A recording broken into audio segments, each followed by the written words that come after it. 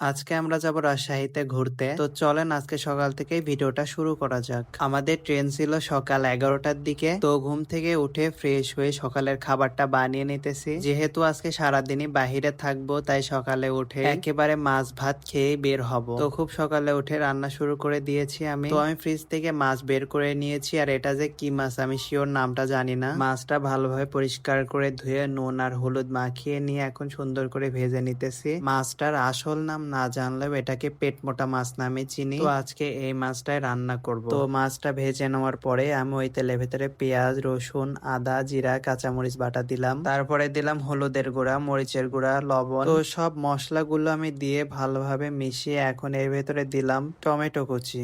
এখন অল্প একটু পানি দিয়ে এটা ভালোভাবে কষাতে হবে। তো মশলাটা ভালোভাবে কষানো হয়ে গেছে, এখন পরিমাণ মতো আমি ঝোলের জন্য পানি দিয়ে দিয়েছি। যখন আমার তরকারির ঝোলটা ফুটে গেছে, তখন আমি আগে থেকে ভেজে রাখা মাছগুলো সব দিয়ে দিলাম। তারপরে আমি আগে থেকেই গরম মশলা বেটে রেখে দিয়েছিলাম, সেটিও দিয়ে দিলাম। আর এইখানে দিলাম আমি ধনিয়া পাতা কুচি। তারপরে আর কিছু সময় ধরে আমি ফুটিয়ে নিয়েছি।